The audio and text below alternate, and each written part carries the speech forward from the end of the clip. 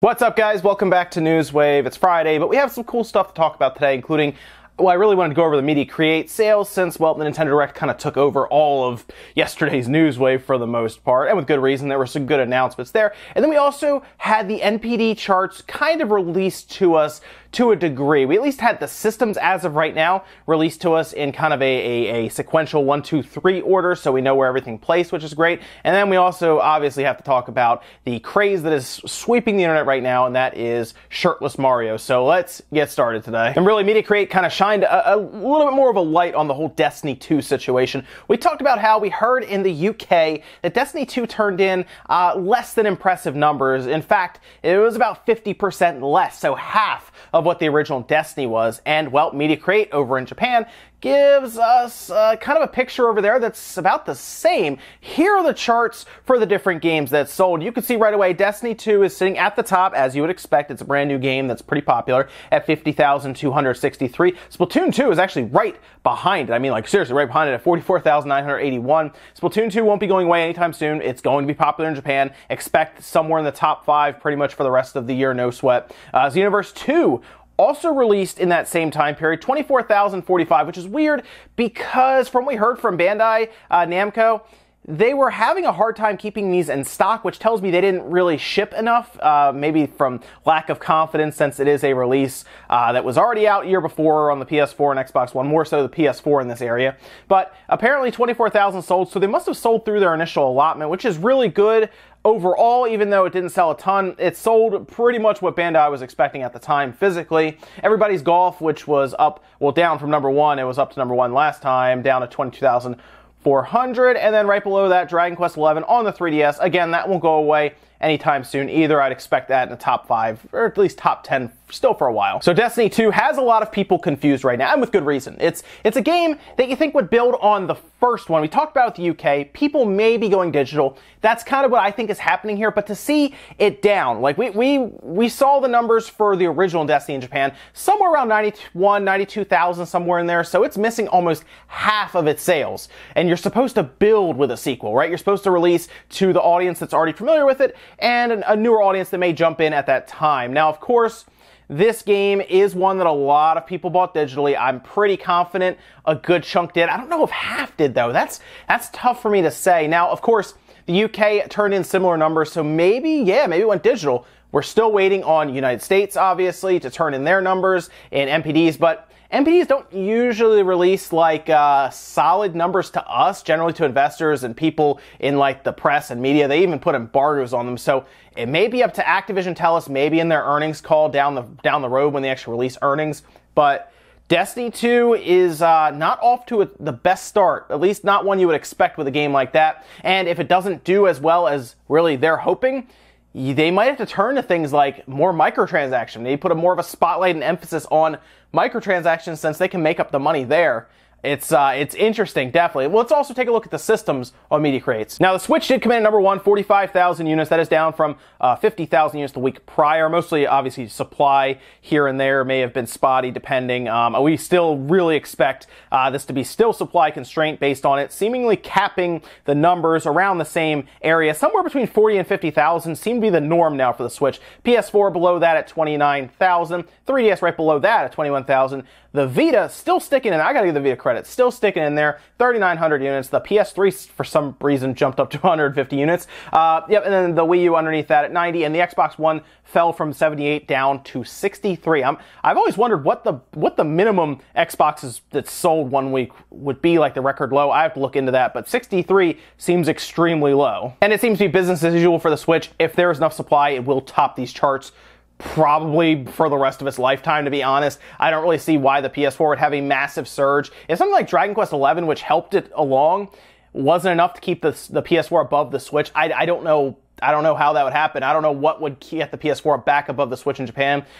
Japan, at this point, to me, is owned by the Switch and will continue to be owned by it for a while. I fully expect 3DS type numbers out of the Switch. We already see the 3DS doing large numbers there in his lifetime. I completely see the Switch. Honestly, I know it sounds crazy, 15 to 20 million in Japan without too much issue, I think, in its lifetime, maybe more than that even. So, yeah, big things in Japan for the Switch as we expect. It's just up to Nintendo at this point. Get enough supply so Japan can buy from you. We also got word about the NPD rankings. I'm going to kind of lump those in with the media creates. NPD, of course, are the sales charts in the United States. These would be for August, so we're in September now, the previous month. And August turned out to be, well, a pretty good month for the Switch because, well, it took the NPD charts again. It was at #1. So this is, I think, they've taken the charts 4 out of 6 times since it launched, 4 out of 6 months. The other 2 were owned by the PS4. And it shows the Xbox One has now dropped down to #3 again. It's at least, I guess it jumped up technically, right? Because the 3DS beat it the past month. So the Xbox One is, I think, still in this phase where people are waiting for the X. I have to assume that. I really can't imagine they're really they're hurting this badly. Now, of course, they don't really have a lot of games that make it different from something like the Switch or the PS4. And the Switch has the best lineup right now going into holiday season for a first-party lineup, obviously. And that makes sense why the Switch is going to take over the NPDs probably for a little while now. So it went Switch, PS4, Xbox One in the NPD charts. How much of a difference in terms of numbers? We don't know. We don't have any raw sales numbers right now. Last month, they leaked ahead of time. That's how we knew where everything placed. That's how we knew the 3DS outsold the Xbox One, because the Xbox One didn't even make the top 3. Seemed to have made the top 3 this time. So good. The Xbox at least is up there with the consoles, at that point. And really now you have to pretty much see the Switch as a home console because, well, it's competing with the home consoles to this degree, where it's getting Doom, it's getting Wolfenstein 2, and now it's just outselling everything. So good for Nintendo. They're owning Japan, they're owning the United States. Europe is something they probably won't really own at all with the PS4 out there. That seems to be PlayStation territory right now. The 360 was probably the best in terms of rivaling the PlayStation brand out there, but Europe is Sony territory right now, and Japan is Nintendo territory, and the United States seems to be that middle ground right now. Quick update on the Doom situation on the Switch. We obviously saw the trailer. Looks pretty good. The people even did comparison shots between that and the PS4. Yes, the Switch version is probably running at a lower resolution. The textures aren't as crisp, but I have to say it looks very, very similar. Anyway, besides that, we found out that the cartridge, if you buy it physically, is going to come with the campaign on there, and then multiplayer will be an optional download. So if you buy the cartridge, you will have the full campaign on there. So if you're not at all interested in multiplayer, some people are not from what I'm seeing, you don't have to worry about it. You pop it in, you go, no installs, which is really cool, no installing, and it just works right away. But if you do want that multiplayer experience, which by the way, the Doom multiplayer has been completely overhauled, and it's worth it. It really is. Apparently, it will also come with all the DLC for Doom and everything, so it's all included. Great. Again, I like Doom on the Switch. I think it's a big pickup for Nintendo. Some people are saying, oh, it's a 2016 game. It's a great game. I don't care. And honestly, most people who say that we're not expecting this game to be running on the Switch like it is. I think they're going to get 60 frames per second out of this game, and that is very impressive to have that on a handheld device. No word on how large the multiplayer is going to be. I will say though, when I download it on my PC, it's up to about 55 gigs or so right now, 55 gigabytes. So I don't think it's going to be anywhere near that. But if you have not already picked up an SD card on your Switch and you're thinking about Doom or any of these other games like Wolfenstein 2, you might want to go out and get an SD card. It's completely worth it. Honestly, if you buy a Switch, you pretty much should be buying an SD card of at least 32 gigabytes. I recommend at this point, just go for the 128, save a couple extra bucks. It's not that much more. And if you can, hold out for Black Friday because they're going to have some 128 gigabyte cards probably for sub $30, and that's completely worth it then. Another thing I wanted to address from the Nintendo Direct, we found out a little more about the arcade archives. Remember how we saw like the different arcade games that Nintendo was going to be reviving, the Versus games,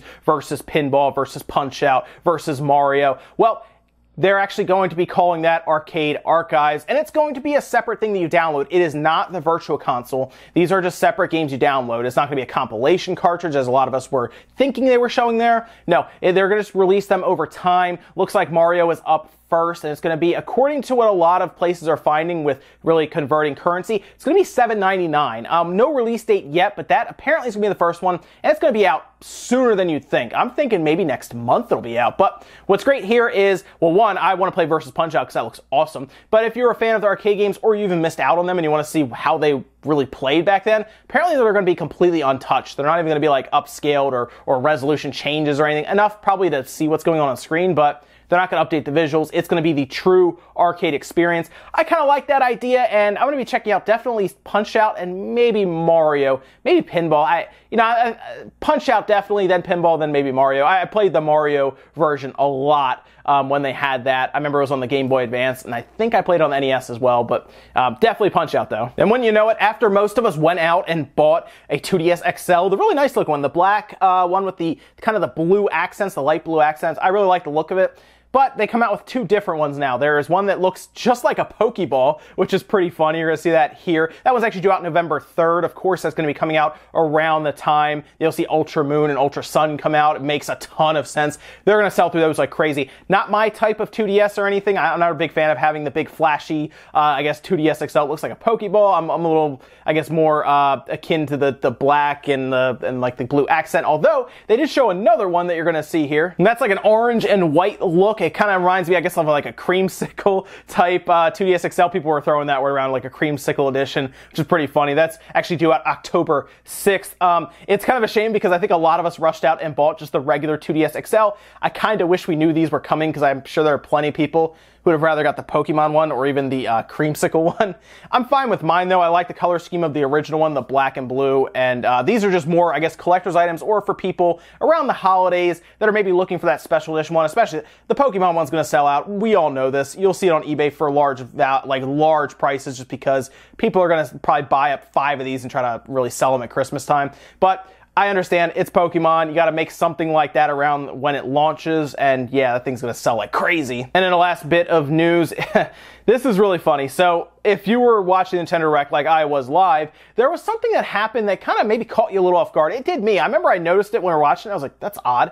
They had Mario running around in a level that was like beach themed, and he didn't have a shirt on. And it caught me off guard. I kind of maybe go, oh, that's odd. And apparently it was the same for a lot of people. There were a lot of people online who were like, Mario's running around with a shirt on, and they painted nipples on him. They put nipples on Mario, which obviously, if he's a person, he would have them, but for some reason, people were so transfixed on this, and it's really funny. Now, I might be reading a little too much into this, but we did see how they, of course, made it so that he isn't a plumber anymore. They gave him a whole backstory where he used to be a plumber, and now he's not. It almost seems like they made him have his shirt off, because they could have just kept, just like an undershirt on him, running around with, like, the scuba mask on or something with a bathing suit, shorts. They could have just done that. But instead, they opt to take his shirt off and maybe humanize him a little bit. I don't know. It sounds weird, but it kind of makes sense. Maybe they just wanted to make him a little more relatable. Like, he has nipples too, I guess. It's really funny. People were doing all kinds of stuff, putting him in the set of Baywatch.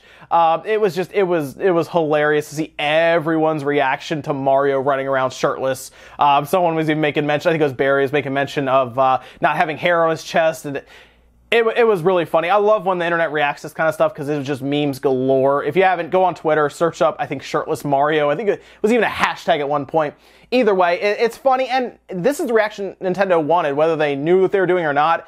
It's so different, it caught people off guard. It's so funny, like you do something that little, you take a shirt off of Mario, and people lose it, right? Like, it's hilarious that you can get that kind of reaction just by changing one tiny thing on an iconic character. Something we've never seen on a character that is, 30-something years old now. They just take his shirt off and people lose it. It's so funny. If you haven't, though, go check it out on Twitter. It really is. The memes are worth it. And that's it for Newswave today, guys. Make sure you comment, like, subscribe, all that good stuff. Let me think about any of the stuff we talked about today, whether it is the media create sales. Maybe you understand that the Switch is going to keep outselling everything in Japan, but are you surprised about Destiny 2's numbers? Because so far, it's not good for Destiny 2. It's very odd that it would be down so much from the first one.